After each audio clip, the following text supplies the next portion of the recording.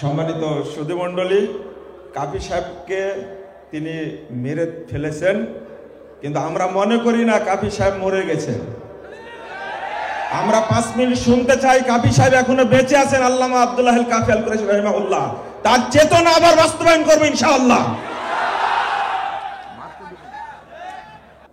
কিছুদিন আগেও ছিল হারাকা, আমি আল হারাকা সালাফিয়া নিয়ে থিসিস করেছি, তখন কেউ আমাকে বাধা দেয়নি সৌদি আরবে। এখন হারাকা লেখা যাবে না, এখন দাওয়া লিখতে হবে। আহলে হাদিস মুভমেন্ট আন্দোলন নিয়ে শিরোনাম দিয়েছেন। কালকে আবার আমার ভাইয়েরা বলবেন যে এখন আর আন্দোলন করলেন কেন, আহলে হাদিস নাপাক হয়ে গেল। বুঝে কথা বলেন। আহলে হাদিস সৌদি আরবের এই ভূখণ্ডটাকে ইসলামাইজেশন করতে গেলে কি পরিমাণ তলোয়ার ভাঙতে হয়েছে, কি পরিমাণ মুশরিকদের সাথে যুদ্ধ করতে হয়েছে, কি পরিমাণ কবর ভাঙতে হয়েছে, সারা পৃথিবী তাদেরকে খারিজি ফতোয়া দিয়েছে। আর আপনার ইতিহাস না জেনে মনে করেছেন ইমাম মোহাম্মদ আব্দুল ওয়াহাব স্বপ্নে তাবিজ পাইছে, তাই না? কি শিখান আপনি? ভাইদের ব্রেন চেঞ্জ করতে হবে। এই ভূখণ্ডের স্বাধীনতার আন্দোলনের আলোচনা করতে গিয়ে আমাদের ভাইরা শুরু করেন 52 সালের ভাষা আন্দোলন, তারা শুরু করেন 71-এর আন্দোলন। আরে ভাই, এই ভূখণ্ড কোথায় ছিল? ইংরেজদের কাছ থেকে এই ভূখণ্ড কেড়ে নিয়ে আসতে হয়েছে।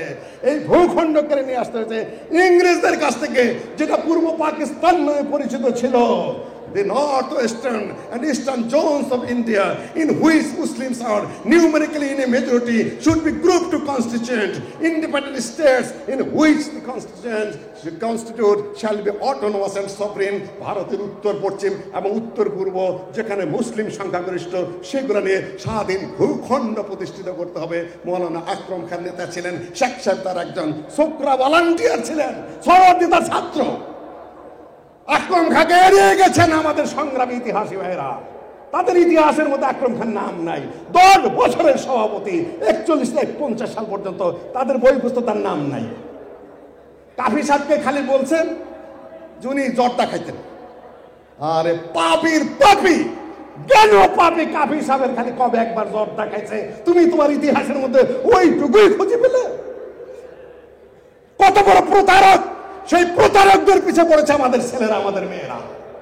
ধোঁকাবাজ, কোন ধরনের কথা নেই। যদি উল্টাইতে চাও সামনে আসো, অক্ষর অক্ষরে ধরিয়ে দেব কোথায় কি লিখেছ, কোথায় ইতিহাস লুকিয়েছ, কোথায় আক্রমণ করেছ, কোথায় ফাও ক্রেডিট নেওয়ার চেষ্টা করছো। এগুলা চলবে না, টিকবে না। অতীত সামনে টিকবে না। সব্বান দাঁড়িয়ে যাচ্ছে লেখাপড়া করে। আসসালামু আলাইকুম ওয়া রাহমাতুল্লাহি ওয়া বারাকাতুহু। আলহামদুলিল্লাহি রাব্বিল আলামিন ওয়াসসালাতু ওয়াসসালামু আলা আশরাফিল আমবিয়া ওয়াল মুরসালিন ওয়া আলা আলিহি ওয়া সাহবিহি আজমাইন, আম্মা বা'দ। 2025 সালে বাংলাদেশ জমিয়তে আহলে হাদিস কর্তৃক আয়োজিত জাতীয় এই দাওয়া, তাবলীগ এবং জ্ঞান বিতরণের এই মহা সম্মেলনে, যেখানে লক্ষ লক্ষ মানুষের উপস্থিতি স্থানীয়ভাবে এবং সারা দেশ থেকে, বাংলাদেশ জমিয়তে আহলে হাদিসের মাননীয় সভাপতি বন্ধুবর প্রফেসর ডক্টর আব্দুল্লাহ ফারুক, যিনি এই কয়েকদিন ব্যাপী সম্মেলনের সভাপতিত্ব করছেন। এই সম্মেলনে উপস্থিত হয়েছেন বা আমন্ত্রিত হয়েছেন সৌদি আরবের মেহমান, কুয়েতের মেহমান, পাকিস্তানি মেহমান, নেপালের মেহমানগণ। তার মধ্যে একজন রয়েছেন পাকিস্তান উচ্চ কক্ষ সিনেট সদস্য, আজ 3 দশক যাবৎ পাকিস্তান জমিয়তে আহলে হাদিসের সভাপতি প্রফেসর সাদেদ মীর ভাই প্রস্তাব করে গেলেন, আমার সাইফুল ভাই ইসলামী ফাউন্ডেশনে এটা ওটা সেটা করতে হবে। কথাগুলো আমার কানে এসেছে, না বলাই ভালো, যেহেতু ঘরে সমন্বয়ক রয়েছে জাহাঙ্গীরনগর বিশ্ববিদ্যালয়ের। 2 দিন আগেই ঘুরে আসলো পাকিস্তান থেকে। তাদের একটা মানব অধিকার সম্মেলনে কমেন্ট বলতে, জামা কাপড় গায়ে দিয়ে এসেছে পাকিস্তান থেকে আনা। ঘরে জামাতা সমন্বয়কদের গুরু বলা হয় এবং উপদেষ্টাও বটে সরকারের। কাজেই নানান কথা আসে, এই হবে সেই হবে। ভাই প্রস্তাব করেছেন ইসলামিক ফাউন্ডেশনের কিছু হবেন, হয়তো আমি করতে পারতাম, সেটা করতাম না, তাও না হতো, তাও না, পছন্দ করেন না তারা। উনি সিনেটর হবেন সামনে, এত ছোট কথা বলেন কেন? সিনেটর হবেন সামনে, যদি আনুপাতিক হারে নির্বাচন হয় 100 জন সিনেটর হবে, 3 কোটি আহলে হাদিসের 30 জন সিনেটর আমরা অটোমেটিক পাবো। কথা বললেই ফতোয়া শুরু হয়ে যাবে। মুসলিউদ্দিন রাজনীতির কথা বলে, মুসলিউদ্দিন এই করে সেই করে, পাচ্ছেন না কেন? তার কারণ কি? রাজনৈতিক মাঠে আপনার উপস্থিতি নেই। অধিকাংশ শিক্ষিত প্রফেসর এবং প্রফেসরদের ছেলেরা এবং মেয়েরা অন্য ছাত্র এবং অন্য ছাত্রী সংগঠন করে, অধিকাংশই। আমি বলবো না মুজাফফর মক্কাটা মানুষ ওর উপর দায়িত্ব ছেড়ে দিয়ে গেলাম। সম্মানিত উপস্থিতি, বয়সের মাপে কথা বলতে হবে। প্রফেসর সাজেদ মীর সিনেটর, আজ 3 দশক যাবৎ জমিয়তে আহলে হাদিসের সভাপতি পাকিস্তানের। তার জন্য যদি না জায়েজ না হয়, প্রফেসর ডক্টর আব্দুল্লাহ ফারুকের জন্য সামনের বাংলাদেশের সিনেটর হওয়া না জায়েজ হবে না। প্রস্তুতি নিতে হবে। আল্লামা আব্দুল্লাহ আল কাফি নিয়ে আমার আলোচনার বিষয়, সেদিকে আমি যাচ্ছি। সম্মানিত উপস্থিতি, আল্লামা আব্দুল্লাহ আল কাফি আল কুরাইশি এত বিশাল একজন ব্যক্তিত্ব, 25 মিনিটের বক্তব্য যদি বুঝতে চান তার ব্যাপারে, তার আগে 25টি সেমিনারে অংশগ্রহণ করে আসতে হবে। 25টি সেমিনারে যদি অংশগ্রহণ না করেন, আল্লামা আব্দুল্লাহ আল কাফির ব্যাপারে 25 মিনিটে আমার বক্তব্যের কিছুই বুঝবেন না। তা আমি জানি, হেডলাইনে সামান্য টোকা দেখে চলে যাব।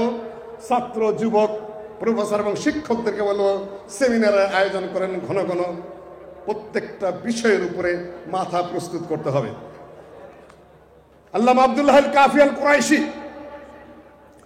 যা 1900 সালে তার জন্মটা যখন হয়েছে, তার আগে এই উপমহাদেশে কতগুলো ঘটনা ঘটেছে। একটি হলো কথিত ওহাবি আন্দোলন, যার উপর আল্লামা আব্দুল্লাহ আল কাফি সাহেব প্রায় 1000 পৃষ্ঠায় বই লিখে গেছেন। সেটা প্রায় 1948 সালের ঘটনা। কোরআন, হাদিস, ইতিহাস, দর্শন, ফিকহ, উসুল, রাজনীতি ও সমাজনীতির অপূর্ব সমাবেশ। 3 শতাধিক ইমাম, ফকিহ ও মুহাদ্দিসের জীবনী, ইসলামের পতন যুগের কাহিনী, হিন্দু ইসলামের আবির্ভাবের যুগের ইতিহাস, তথাকথিত ওহাবি আন্দোলনের বিস্তৃত ও সম্পূর্ণ ইতিহাস, মযহাব সমূহের প্রচার ও প্রতিষ্ঠার ইতিহাস, জাতীয় দুর্গতির মূল ও সঠিক কারণ এবং তাহার প্রতিকার, 8 শতাধিক পৃষ্ঠায় সম্পূর্ণ বিরাট গ্রন্থ, বাংলা সাহিত্যের অভিনব অমূল্য সম্পদ, ইসলামী শাসনতন্ত্রের সূত্র রচয়িতা কর্তৃক অর্থাৎ আল্লামা আব্দুল্লাহ আল কাফি আল কুরাইশি কর্তৃক প্রণীত গ্রন্থ শীঘ্রই প্রকাশিত হচ্ছে। 1948 সালের অ্যাডভার্টাইজমেন্ট। সেই 1000 পৃষ্ঠার গ্রন্থ কোথায়? কে লুকালো? আহলে হাদিস পরিচিতি 4th সংশোধন করতে গিয়ে 1/2 শতাধিক ভুল করেছেন। সুজাউদ্দৌলাকে গুজাউদ্দৌলা করেছেন। একটা ফার্সি কবিতার মধ্যে 8টা ভুল করেছেন। নগমাজ না এই আস্তের মধ্যে ইসলামকে ইসবাব লিখেছেন।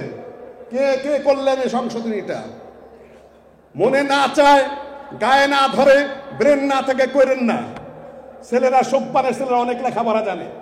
দায়িত্ব দেন 2-3 জনকে, সুস্থ এবং শুদ্ধ করে লিখবে।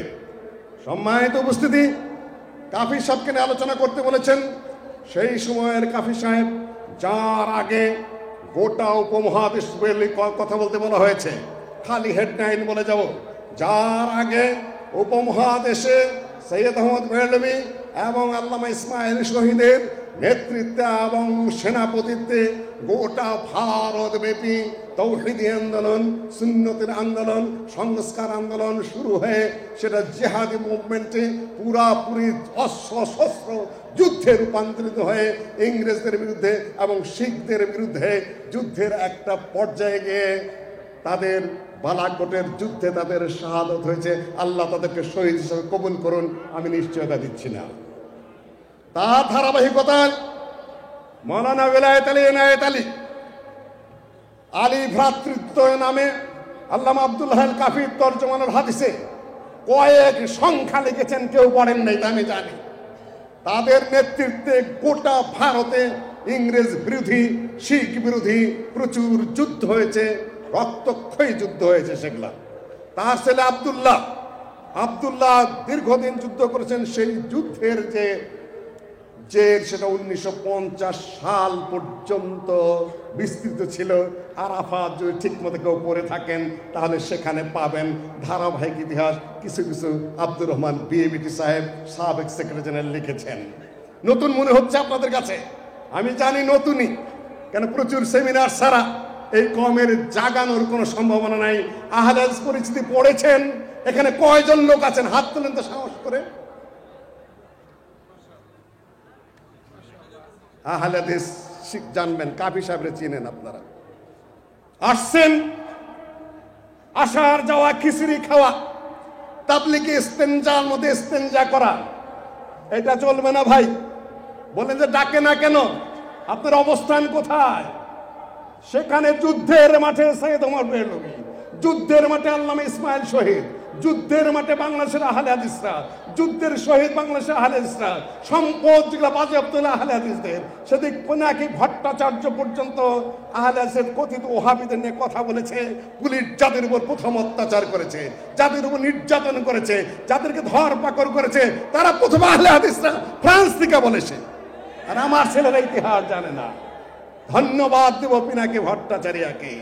আপনি তখন মাঠে ছিলেন, শত শত গ্রন্থ আপনার পক্ষে রচিত হয়েছে। আপনি সেদিন মাঠে ছিলেন, আপনাকে নিয়ে ইতিহাস থিসিস রচিত হয়েছে। আপনি সেদিন মাঠে ছিলেন, আপনাকে ছাড়া কেউ কথা বলতে পারেনি, আপনি এই প্রথম। আর একটু পরেরটা আমি আগে বলে দিয়ে যাই। 1900 সাল থেকে নিয়ে 1960 সাল পর্যন্ত, এই পর্যন্ত যদি একজন চিন্তাবিদের নাম আসতো, তিনি মাওলানা আকরাম খাঁ একা। একজন চিন্তাবিদের নাম আসলে আল্লামা আব্দুল্লাহ আল কাফি একা। একজন চিন্তাবিদের নাম আসলে আল্লামা আব্দুল্লাহ আল কাফির বড় ভাই আল্লামা আব্দুল্লাহ আল বাকি। তিনজন ব্যক্তি ছাড়া কোনো আলেমের নাম ছিল না। কেন? তারা মাঠে ছিলেন। কি লিখবে আজকে আজাদে? কি লিখবে কাফি সাহেব? কি বক্তব্য দেবেন কাফি সাহেব? বাকি সাহেব কোথায় সম্মেলন করছেন? সারা জাতি এই তিন ব্যক্তিত্বের দিকে তাকিয়ে থাকতো। এখন আপনি কোথায়? আমি কোথায়? কাকে নিয়ে কি করছেন? সম্মানিত উপস্থিতি, সেই যুগটা পাড়ি দিয়ে ওহাবি ধর পাকর মায়ের ধর দেশান্তরিত হওয়ার পরে 1900 সাল পৌঁছে গেল।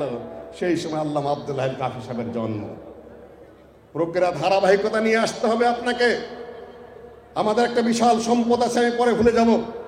মদিনা থেকে, জামিয়াতুল ইমাম থেকে পাশ করা ছাত্র যারা আছে, উম্মুল কোরা থেকে পাশ করা যারা আছে, সৌদি আরবের আরো বিভিন্ন ইউনিভার্সিটি পাশ করা ছাত্র যারা আছে, তারা আমাদের জাতীয় সম্পদ। যে দেশকে আল্লাহ ইসলামিক রাষ্ট্রে রূপান্তরিত করতে চান, সেই দেশে ওই মাপের আলেম পাঠান। আমার মনে হয় প্ল্যাটফর্ম রচিত হচ্ছে, সব ডামাডোল শেষ হয়ে যাবে, টিকে থাকবে আহলে হাদিস। আমার মনের মধ্যে আশা মারাত্মক ভাবে রয়েছে, কঠিন ভাবে রয়েছে, দৃঢ় ভাবে রয়েছে। পরিবর্তন সূচিত করবে আমাদের সব্বানেরা, আমাদের আহলে ছাত্র সমাজের ছেলেরা, আমাদের তরুণরা, যুবকেরা, এবং তারা বোঝার চেষ্টা করছে, এগিয়ে যাচ্ছে আলহামদুলিল্লাহ।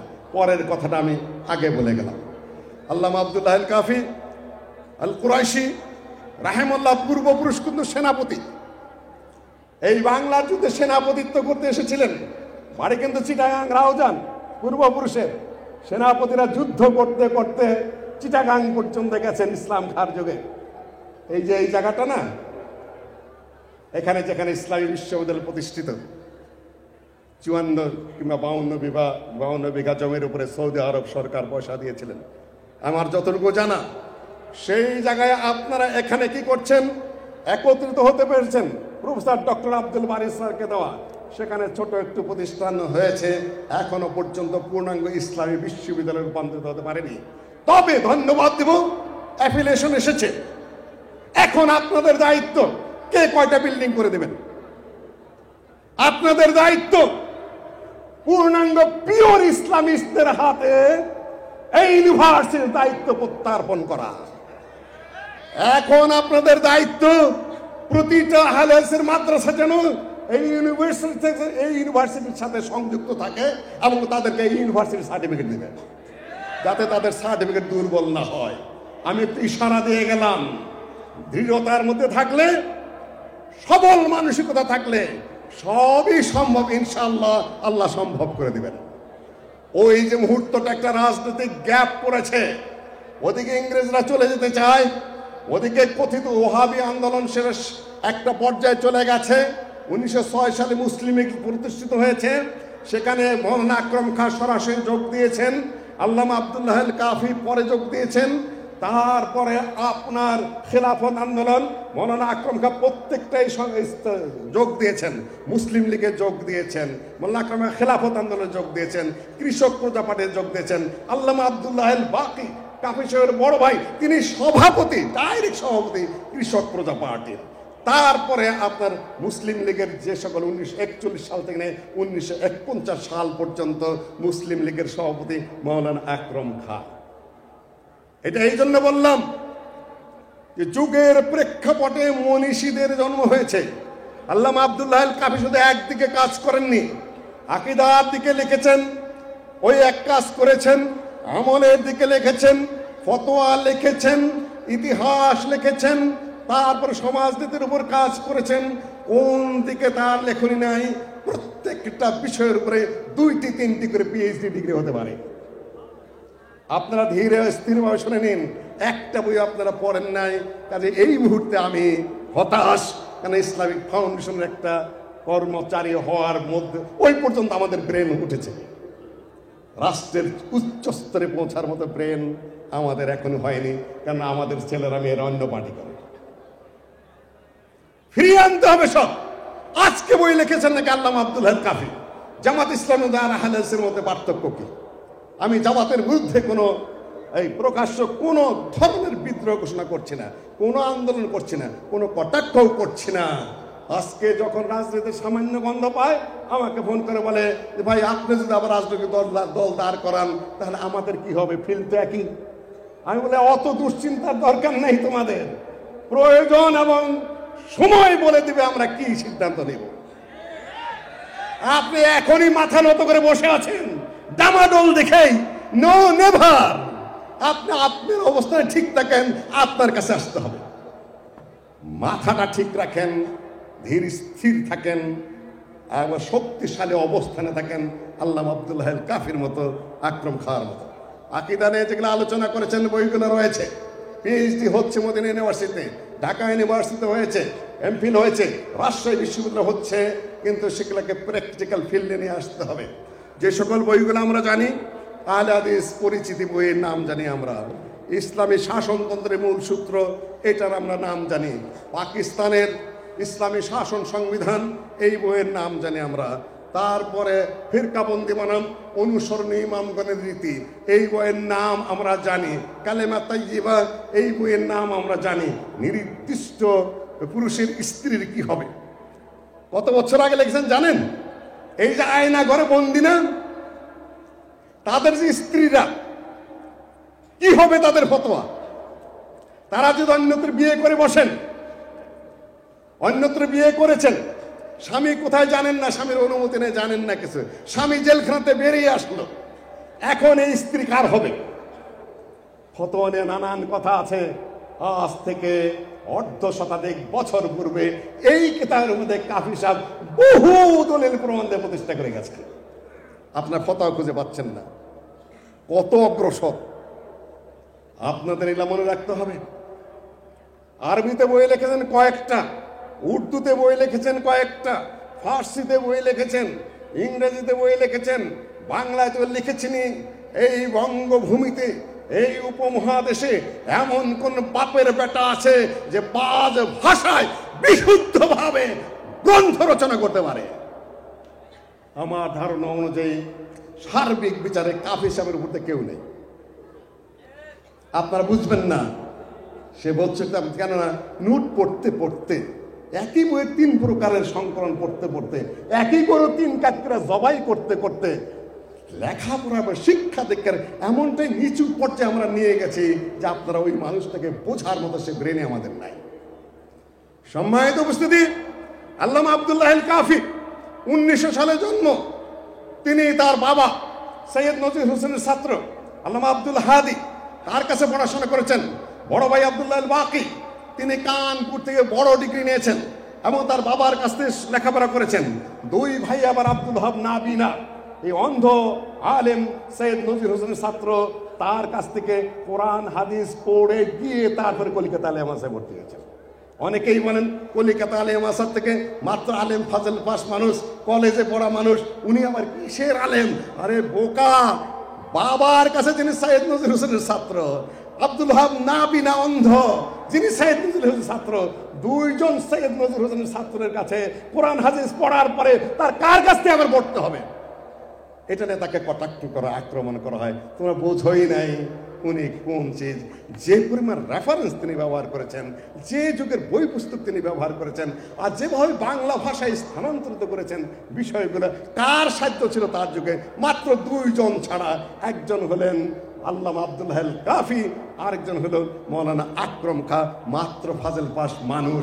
পরবর্তীতে মৌলানা আব্দুর রহিম সাহেব ভাষা খুঁজে পেয়েছেন, প্রথম দিনে ভাষা দিয়েছেন। কিভাবে আরবি বিষয়গুলাকে, ফিককে, উসুলকে, আকীদাকে, ইসলামিক রাজনৈতিক পরিভাষাকে, শাসন সংবিধানের রীতিনীতিগুলাকে বাংলা ভাষায় কোন শব্দে কোন বাক্যে স্থানান্তরিত করতে হবে, এই পথ দেখিয়েছেন কে? আল্লামা আব্দুল্লাহ আল কাফি এবং মৌলানা আকরম খা।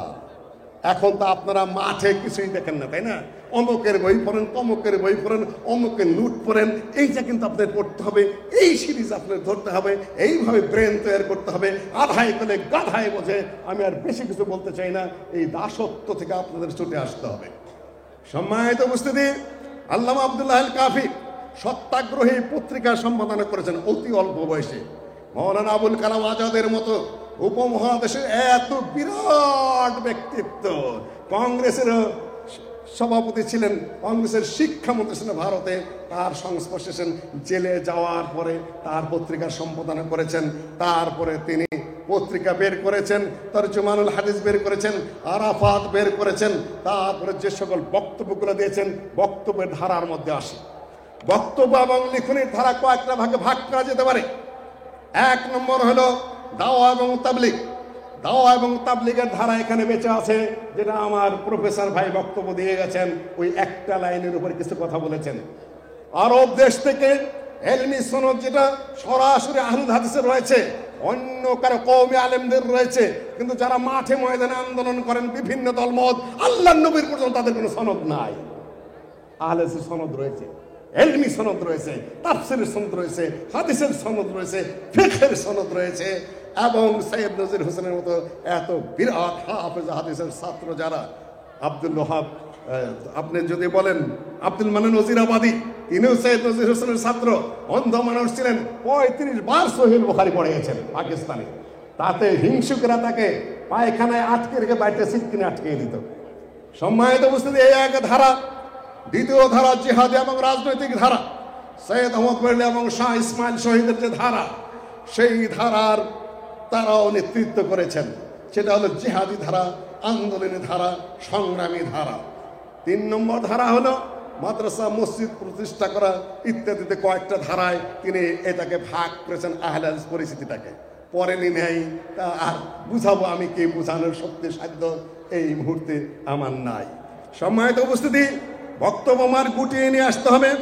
তিনি খারেজি প্রসঙ্গে জানতেন, তিনি শিয়া প্রসঙ্গে জানতেন, তিনি জবরিয়া প্রসঙ্গে জানতেন, তিনি মর্জিয়া প্রসঙ্গে জানতেন, উপমহাদেশ আন্দোলন প্রসঙ্গে জানতেন। সারা পৃথিবীর কোন চিন্তা, কোন দর্শন, কখন কি হচ্ছে, সম্পূর্ণ তার নখদর্পণে ছিল। প্রতিটা পাতা খুললে আপনি বুঝতে পারবেন যে তার হেলেমের ভার কতটা, তিনি কতটা সমৃদ্ধ, কত ভাষায় তিনি রেফারেন্স ব্যবহার করেছেন। আর দুটি কথা বলে আমার বক্তব্য এই মুহূর্তে শেষ করতে হবে। সেটা হলো, আমরা যেভাবে ব্যাখ্যা করি ইমাম মুহাম্মদ বিন আব্দুল ওয়াহাবকে, আমরা দাঈ ইলাল্লাহ হিসাবে প্রচার করে বেড়াই, আর ওরা প্রচার করে বেড়াচ্ছে যে আমরা মাদখালিজমে বিশ্বাস করি। খুব প্রচার করছে ওরা। তোমরা বোঝো না এই বিষয়টা, শুধু অপবাদ দিচ্ছ, সময় লাগবে প্রচুর, আমি আর ওদিকে যাব না। এই অপবাদ তারা দেওয়া শুরু করেছে। আর আল্লামা আব্দুল্লাহ আল কাফি আল কুরাইশি তাকে কি বলেছেন? বিপ্লবী সংস্কারক। কিছুদিন আগেও ছিল হারাকা, আমি আর হারাকা সালাফিয়া নিয়ে থিসিস করেছি, তখন কেউ আমাকে বাধা দেয়নি সৌদি আরবে। এখন হারাকা লেখা যাবে না, এখন দাওয়া লিখতে হবে। আহলে হাদিস মুভমেন্ট আন্দোলন নিয়ে শিরোনাম দিয়েছেন। কালকে আবার আমার ভাইয়েরা বলবেন যে এখন আর আন্দোলন করলেন কেন, আহলে হাদিস নাপাক হয়ে গেল। বুঝে কথা বলেন। আহলে হাদিস সৌদি আরবের এই ভূখণ্ডটাকে ইসলামাইজেশন করতে গেলে কি পরিমাণ তলোয়ার ভাঙতে হয়েছে, কি পরিমাণ মুশরিকদের সাথে যুদ্ধ করতে হয়েছে, কি পরিমাণ কবর ভাঙতে হয়েছে, সারা পৃথিবী তাদেরকে খারিজি ফতোয়া দিয়েছে। আর আপনার ইতিহাস না জেনে মনে করেছেন ইমাম মোহাম্মদ আব্দুল ওয়াহাব স্বপ্নে তাবিজ পাইছে, তাই না? কি শিখান আপনি? ভাইদের ব্রেন চেঞ্জ করতে হবে। এই ভূখণ্ডের স্বাধীনতার আন্দোলনে আলোচনা করতে গিয়ে আমাদের ভাইরা শুরু করেন 52 সালের ভাষা আন্দোলন, তারা শুরু করেন 71-এর আন্দোলন।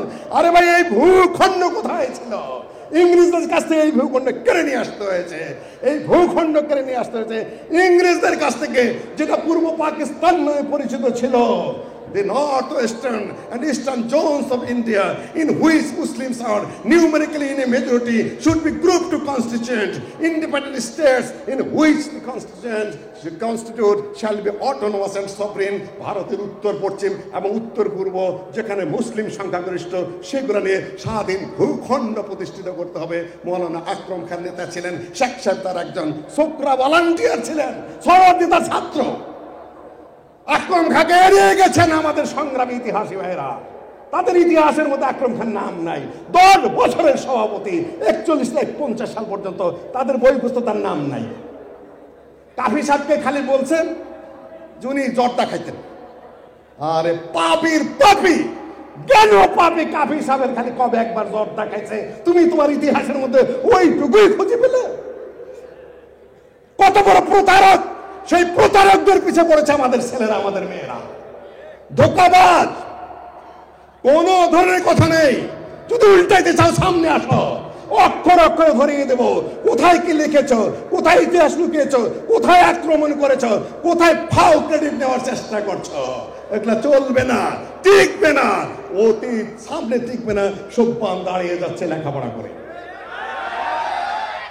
সম্মানিত উপস্থিতি, কাজেই ইমাম মোহাম্মদ আব্দুল ওয়াহাবকে নতুন করে ভাবতে হবে। ভয়ের চোটে তুমি এখন আন্দোলনকে দাওয়া বানিয়ে দিচ্ছ, মুভমেন্টকে তুমি এখন প্রিচিং বানিয়ে দিচ্ছ আমেরিকার ভয়ে। কয়দিনের ঠেলাই গোটা ইউনিভার্সিটির শেষ চেঞ্জ। এই জন্য আল্লামা আব্দুল ওয়াহাব কাফি সাহেব ওদিকে যাই নাই। এত বড় মাথা, এত বড় সংগ্রামী, এত বড় বিপ্লবী মানুষ, তিনি বই লিখেছেন বিপ্লবী সংস্কারক মোহাম্মদ বিন আব্দুল ওয়াহাব। এটা এত ভয়, এতই আতঙ্ক, আর তোমাকে ডাকা হবে? No, never. যা ইতিহাস সাহসী মানুষের পক্ষে রচিত হয়, দুর্বল মানুষের পক্ষে কোনোদিন ইতিহাস রচিত হয় নাই। ওহাবী আন্দোলনে কথিত আহলেসের পক্ষে রচিত হয়েছে। রাজনৈতিক আন্দোলনের ইতিহাস আহলেসের পক্ষে রচিত হয়েছে। এলেমের ইতিহাস সিয়াসেত্তার হাফেজ, কুতুবে সিত্তার হাফেজ আল্লামা আহমদুল্লাহ রহমানী অন্ধ অবস্থায় 6 কিতাব পড়িয়েছেন। হাদিসের হাফেজ যত পাবেন আহলে হাদিসের মধ্যে পাবেন, এখনো পাবেন। এখনো এলমি প্রতিযোগিতা হয়, মাদানী আলেম কয়েক শত এক সাইডে দাঁড়িয়ে যাবে, পিছানের কিছুই নাই। সম্মানিত উপস্থিতি, আল্লামা আব্দুল ওয়াহাব কাফির মৃত্যুর প্রসঙ্গে 2 মিনিট বলে আমি আমার বক্তব্য শেষ করছি। যখন পাকিস্তান প্রতিষ্ঠিত হয়ে গেছে, 2 মিনিট দিতে হবে আমাকে, বসো একটু, 2 মিনিট দাও। এখন একটা পরিবর্তিত পরিস্থিতি সৃষ্টি হয়েছে। এখন আহলেসের কর্তব্য কি? কে নির্ধারণ করে দিবে? কি বক্তব্য? আমাদের ছেলেরা মাঠে গেছে, আমার বউ, পোলাপান, সন্তান আদি সব মাঠে। জাহাঙ্গীরনগর বিশ্ববিদ্যালয়ের হলে হলে তালা ভাঙতেছে আমার সন্তান, কিন্তু আমার সাইনবোর্ড কোথায়? ওরা বলছে আমরা লাঠি করছিলাম, আমাদের ছিলাম, আমরা ছিলাম, মাঠে ছিলাম, ওনারা ছিল, আমরা ছিলাম, আমাদের কোথায়? নাই। না থাকাটাও যে খুব বেশি কিছু হয়ে গেছে তা নয়, কেন সামনে কি হবে ওটা কিছু কিছু আশ করা যায়। সামনে জেলাও সেই কদু, একদল খাইছে আরেকদল খাবে, এই কথা আমি বলবো না, আক্রমণ করবো না, কিন্তু ঘুরে ফিরে যে সেকুলার সেই সেকুলারই, ইসলাম নয়। যে জন্য এই ভূখণ্ড স্বাধীন হয়েছে সেটার কোনো সম্ভাবনা আপাতত নাই। যারা বসে আছেন তো হয়ে কি করে উপদেষ্টা হয়ে একজন হুজুর নিয়েছেন, আলহামদুলিল্লাহ ভালো মানুষ, শিক্ষিত মানুষ নিয়েছেন, ওই পথেই আছে। সুন্দরী ললনা কয়েকটা নিয়েছেন, আর 100 জন নাকি নিবেন অতিরিক্ত। ওটা পার্লামেন্ট হবে না, ওটা বিউটি পার্লার হবে। কিসের পার্লামেন্ট হবে? এখানে আমি আর কথা বাড়াচ্ছি না, কিছুই না, ওটা একটা পট পরিবর্তন হয়েছে মাত্র। এখানে তৃপ্তির ঢেকুর তোলার কিছু নেই। তবে আমরা কথা বলতে পারছি, একটা স্বাধিকার পাচ্ছি। এই সুযোগটা কাজে লাগিয়ে আমাদেরকে সামনের দিকে অগ্রসর হতে হবে। 2 নম্বর পয়েন্ট, পাকিস্তান হয়ে গেছে, সংগ্রাম আহলে হাদিস নেতৃত্ব দিয়েছে। ব্রিটিশ তাড়িয়ে যুদ্ধের মাধ্যমে বিতাড়িত করে রাজনৈতিক পরিবেশ আহলে হাদিসের সৃষ্টি করতে হয়েছে। ইসলামিক রাষ্ট্র প্রতিষ্ঠা হবে এই দাবি অনুযায়ী। তারপর দেখা যায় পার্লামেন্টে আবার সেই সেকুলাররাই, সেই কমিউনিস্ট, সেই ধর্মনিরপেক্ষতাবাদী, সেই সব কাফি সাহেব, তার ভাই মুসলিমদের সভাপতি, তারপরে আকরম খার পরে তার মুসলিমদের সভাপতি মাওলানা আকরম খা, কাফি সাহেব হত বিহব্বল হয়ে লিখছেন তার ভাষায়, পাকিস্তান গণপরিষদে কনস্টিটিউশন লেখা হচ্ছে, তার মধ্যে ইসলামের পক্ষে সুস্পষ্ট কোনো বিবৃতি নাই।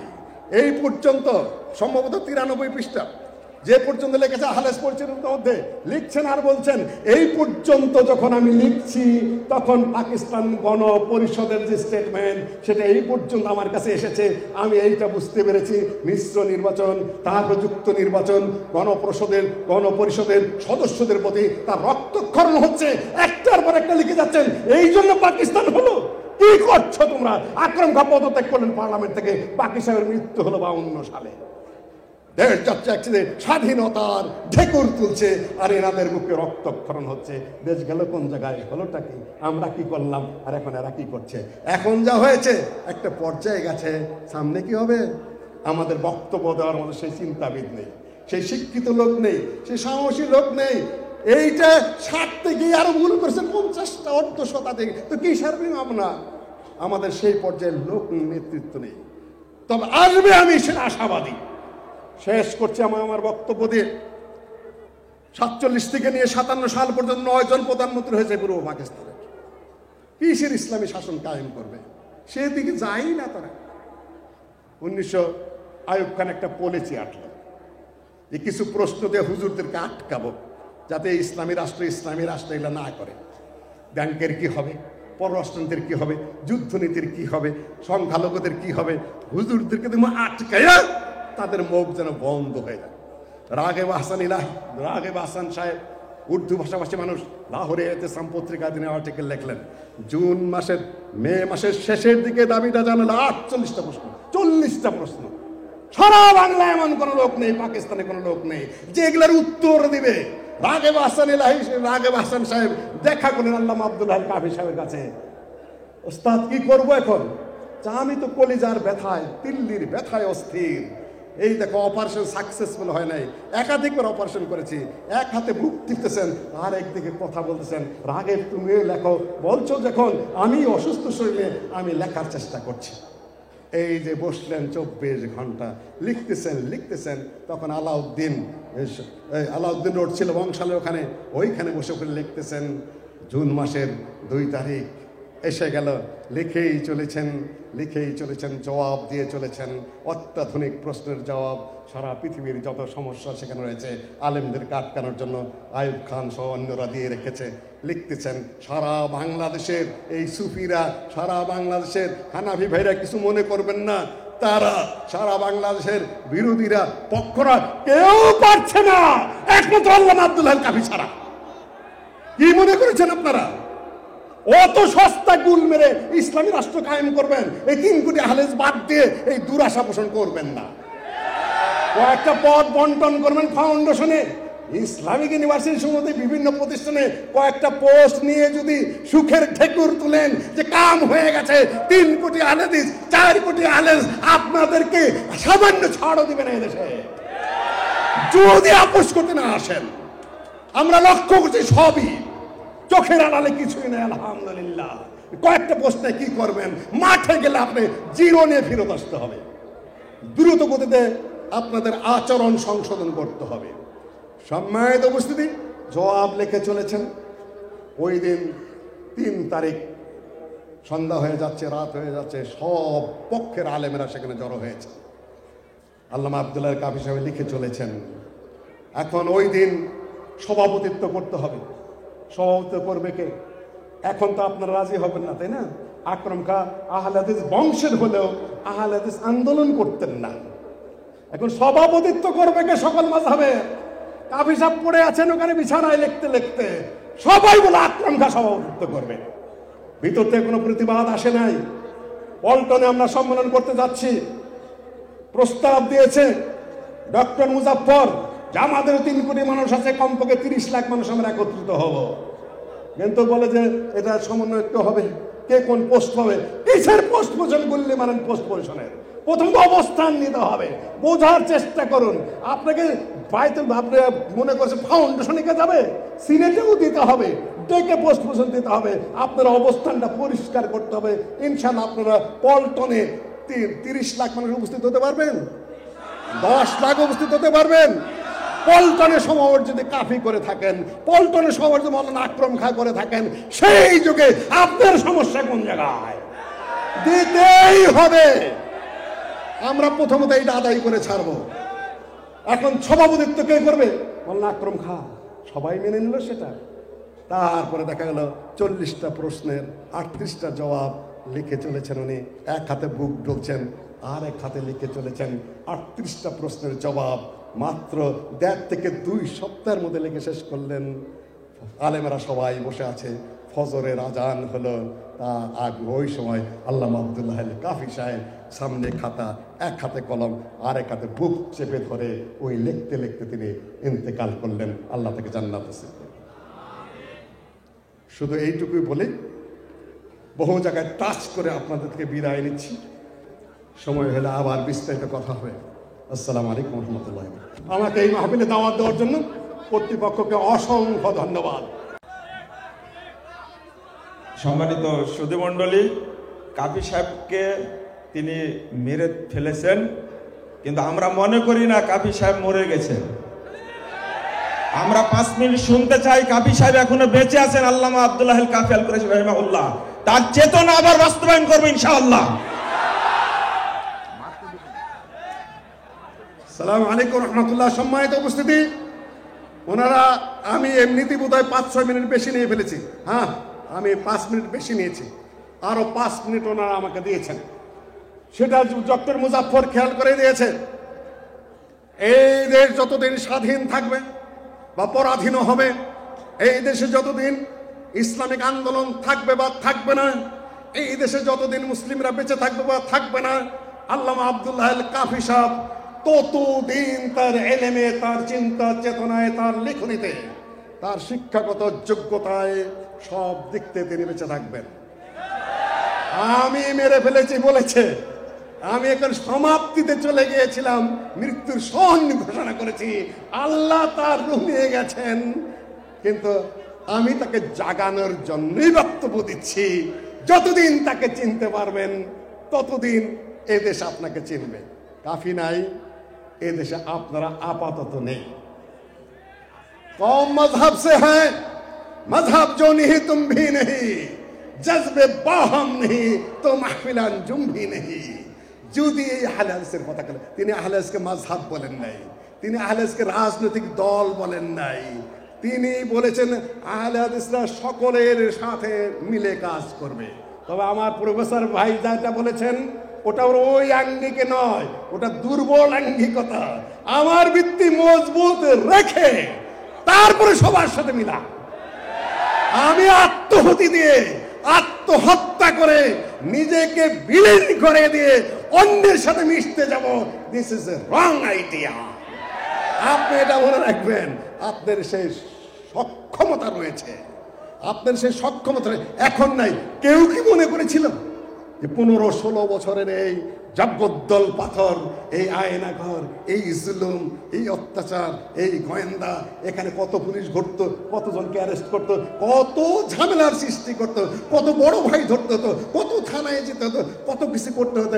এখন তা করতে হচ্ছে? আপনারা কেউ আশা করেছিলেন হবে না? হলো কিভাবে? সম্ভব ইনশাআল্লাহ।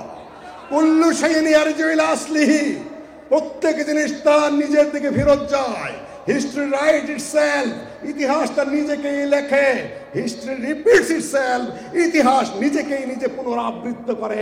এই দেশে তাই হবে ইনশাআল্লাহ, আমি আশাবাদী। আমাদের আকীদা সঠিক, আমাদের আমল সঠিক, আমাদের দাওয়া ছড়ে যাচ্ছে ছাত্র ছাত্রী, যুবক যুবতী, আর্মি, তরুণী, তারপরে আপনার বিচার বিভাগে, ঊর্ধ্বতন রাষ্ট্রীয় ব্যাপারে সর্বত্র আমাদের দাওয়াত আগুনের ঝড়ের গতিতে ছড়ে পড়েছে। কিন্তু সুসংগঠিত করা, একটা চিন্তার দিকে নিবেদিত করা। কেউ কেউ মনে করে আহলের সাথে মিশু, আমি রফলাদিন করবো, ভোটটা তো কম কমপক্ষে, তাই না? আমার আমলটা তো সহি হবে। কেউ কেউ মনে করেন, ওইভাবে করেন, কিন্তু লিডারশিপ মানেন না। এখানে আমার বেশি বেশি ভিতরে ঢুকবো না। আপনাদের সভাপতি কে? Professor doctor. তিনি যদি নাক বোচাও হন, তিনি যদি ছোটখাটো মানুষ হন, নাক কোকড়ানো হয়, পোশাক পরিচ্ছদ ভালো না হয়, এই দেশের আহলে হাদিসের যারা এমপি, যারা ব্যবসায়ী, যারা ঊর্ধ্বতন কর্তৃপক্ষ, তার নির্দেশ মানতে হবে কিনা? যদি না মাইনা করে, আব্দুল্লাহ উঠো আর বসো, এটা অর্গানাইজেশন নয়। এই তালে চলা যাবে না। এখানেও চ্যালেঞ্জ আছে। কাফি সাহেব কাউরে তোয়াক্ক করে নেতৃত্ব দেননি। আমি এই মুহূর্তে বলবো না, তারা সহযোগিতা করছেন, তারা পাশে আছেন, তারা সব করছেন, আলহামদুলিল্লাহ। কিন্তু নেতৃত্ব কার?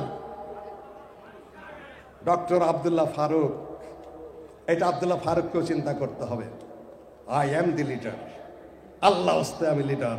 কাফি সাহেব লিডার ছিলেন, কাফি সাহেব লিখেছেন, কাফি সাহেব নেতা ছিলেন, সেই চেয়ারে আপনি রয়েছেন। সেক্রেটারি জেনারেলকে সেক্রেটারি জেনারেলই হতে হবে। আল্লাহ আব্দুল্লাহ এর মতো, আব্দুর রহমান বিএবিটির মতো লিখে যেতে হবে সাহসিকতার সাথে, রেকর্ড করতে হবে সাহসিকতার সাথে, বক্তব্য উপস্থাপন করতে হবে সাহসিকতার সাথে। এই নেতৃত্বের যথাযথ আকৃতিটাকে পুনরুদ্ধার করার চেষ্টা করতে হবে। এটা একটা বিরাট চ্যালেঞ্জ। কাফি সাহেবের পথ ধরে এগাতে হবে, তার নির্দেশ সুর আনিয়ে যে কাজ করবেন সেটা কার্যকর হয়।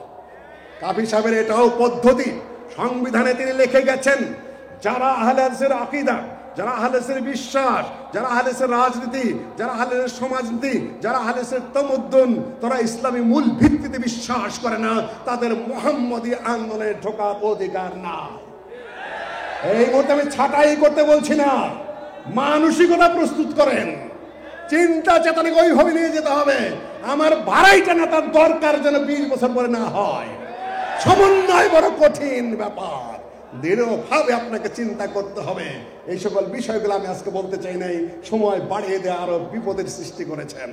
সম্মানিত উপস্থিতি, গঠনতন্ত্র অনুযায়ী, নিয়মতন্ত্র অনুযায়ী তার যে আন্দোলনের দূরদর্শিতা, তার যে লক্ষ্য, দূরদর্শী লক্ষ্য, যেটা মাঝখানে হারিয়ে গিয়ে এখন একটা সুযোগ সৃষ্টি হয়েছে, এই সুযোগে আমাদের সব কিছুরই সফল করতে হবে। আর একটু বলেই যায়, আধাই বলে গাধাই বোঝে। ইউনিভার্সিটি নিয়ে যে সমস্যা সৃষ্টি হয়ে থাকে, সমাধান আপনারা চান কিনা? সমাধান করতে হবে এই মুহূর্তে। This is the very time to establish this university on the way of Islamic principles, Islamic রীতিনীতির উপরে এই ইউনিভার্সিটিকে আবার পুনরুদ্ধার বলবো না আমি, যেটাকে যে লাইনে চলা দরকার সেই লাইনে চলার মতো ব্যবস্থা আপনারা চান কিনা? হাত তুলে আগেতে পিছন পর্যন্ত। লিল্লাহি তাকবীর, লিল্লাহি তাকবীর। আল কোরআনের আলো, হাদিসের আলো, লিল্লাহি তাকবীর। সময় দিয়েছেন, সুস্পষ্ট কথা বলে যাচ্ছি। কিছু কিছু খবর আমার কাছে সবই আছে। এটা ছিল Islamic university, international Islamic university science and technology হয়ে গেল চোখের পলকে। যারা অক্টোগ্রাসের জমি, তাদের ক্ষেত্রে জবাব কি? তারা সায়েন্সের জন্য দিচ্ছে, টেকনোলজির জন্য দিচ্ছে, অ্যাপ্লিকেশন দিচ্ছে, ভালো কথা। কিন্তু কি করবেন? সকলের দৃঢ় সাপোর্টের প্রয়োজন এটাকে যথাযথ হয়ে দাঁড়ানো যারা কাজটা করে দিয়েছেন, আলহামদুলিল্লাহ, আল্লাহ আপনার দুনিয়া ভালো করুন, আখিরাতে ভালো করুন, আরো মঙ্গল করুন। কিন্তু যথাযথ শিক্ষিত কর্তৃপক্ষের হাতে আপনারা ছেড়ে দিয়ে তাদের জন্য দোয়া করুন, দাঁড়াতে দিন, যেটা যার অবস্থানে দাঁড়িয়ে দেন। আল আজহারের মতো দাঁড়াবে, মোদের ইউনিভার্সিটির মতো দাঁড়াবে, এখানে মেডিকেল সায়েন্স থাকবে, সব কিছু থাকবে। জায়গা পড়ে আছে সেখানে কাফি সাহেবের নামে একটা মাদ্রাসা হয়েছে মাত্র। কাফি সাহেবের ব্রেন শুধুমাত্র মাদ্রাসার না, কাফি সাহেবের এক ব্রেন যদি বিভাজিত করা হয় 10, 20, 50টা ইউনিভার্সিটির ব্রেন তার মাথায়। যদি কেউ পড়ে থাকেন, বুঝে থাকেন, একটু আগেই ইশারা দিয়েছি, আমাদের ছেলেরাও প্রস্তুত হয়েছে। সম্মানিত উপস্থিতি, এই দেশ সামনে পথ খুঁজে পাচ্ছে না, কি করবে? সেকুলার এই দেশ চলবে না, ন্যাশনাল এই দেশ চলবে না, এই দেশ চলবে না, যে জোড়াতালি দিচ্ছেন তা চলবে না। সামনে যদি আর্মি বেস বা আর্মি ব্যাটারি সামরিক শক্তি দিয়ে কয়েকজন আবার সেকুলার নিয়ে, কয়েকটা নারী নিয়ে, সুন্দরী নারীটারি নিয়ে যদি আবার আরেকটা গঠন করেন, এই দেশ সেখানেও গতি পাবে না। ছাত্ররা যে রাজনৈতিক দল করে তাদেরকে আমার ভালো মনে হয়, তারা দৃঢ়চেতা, তারা অত্যন্ত স্বচ্ছ, তারা পরিচ্ছন্ন। আমার ঘর থেকে আমি বুঝি কোনো কিছু ডানমাম তারা বোঝে না, শুধুমাত্র দেশের কল্যাণ ছাড়া। এটা সত্য কথা। তোমাদের মাঠে থাকতেই হবে, তোমাদের কাজ করেই যেতে হবে। দল করবা কি না করবা এটা তোমাদের ব্যাপার।